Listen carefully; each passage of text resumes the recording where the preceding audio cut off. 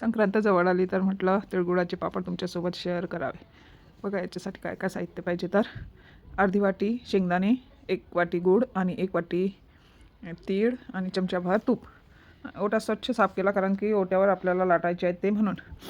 आणि 1 चिमूटभर असा बेकिंग सोडा आपण जो वापरतो खायचा तो. वाटीभर तीळ पूर्ण भाजून घेऊ. एवढे पूर्ण लागतीलच असं नाही, पण गुळामध्ये आपण पाकामध्ये जे टाकतो तेव्हा बघायचं थोडे कमी थोडे उरले तरी चालतात. तर शेंगदाणे पण भाजले बघा छान असं हाताने बघायचं आणि त्याच कढईमध्ये मग थोडं तूप टाकून गूळ टाकायचा आणि तो गूळ मेल्ट होऊ द्यायचा. एका साईडला शेंगदाण्याचे मग थोडं साल काढून घ्यायचे आणि ते अर्धवट बारीक करायचे मिक्सरमध्ये. हाताने पण कुटून बारीक केले तरी चालतील, पण अर्धवट झाले पाहिजे असे. असं कूट तयार करायचं. आता पाक बघू. पाकामध्ये असे बुडबुडे येत आहेत थोडे थोडे आणि एका वाटीत पाणी घेऊन असं थोडा थोडा पाक टाकून बघायचा. जर अशी कडक अशी थोडी गोडी झाली तर बघा असं झालं. खाली टाकून आवाज येते त्याचा. कडक झाला ना आवाज आला तर झालं. मग त्यामध्ये तीळ टाकायचे.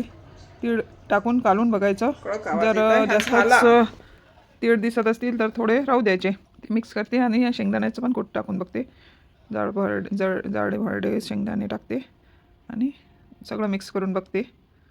हे मिक्स झालं की थोडं अजून शेंगदाणे टाकत आहे. हे जाडे आहेत जरा जास्त, ते टाकते. आणि या अर्ध्या मिश्रणाचा आपण लाडू बनवणार आहोत आणि अर्ध्याचे पापड बनवू. थोडे गोळे बनवते आणि मग त्याचे लाडू बनवू आणि पापड पण पापड बनवायचे आहेत. थोडे लाडू पण म्हटलं बनवून दाखवते. तर हे असे बघा लाडू झाले तयार. छान झाले मस्त. आणि आता आपण याचे पापड करू. तो थोडा थंड झाला होता तर मी थोडं गॅस लावला. परत थोडंसं मेल्ट होते, पण असं खूप काळं नाही करायचा.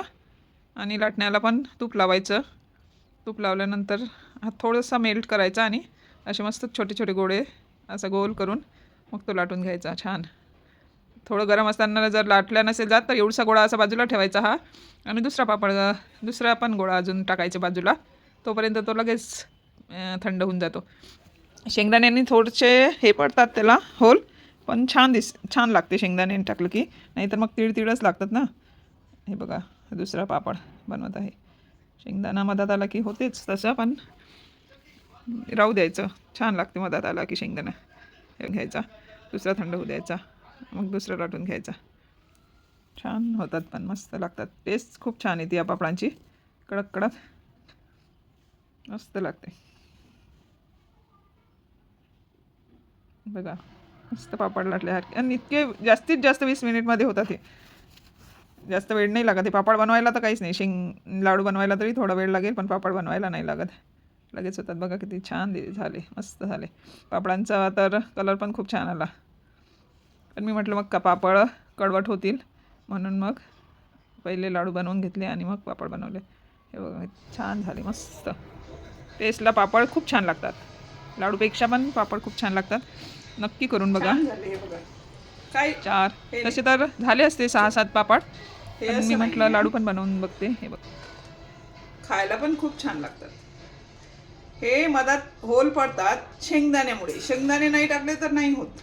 छान आहेत. हे बघा किती मोठा आहे ना. हे बघा माझ्या हाता एवढा झाला.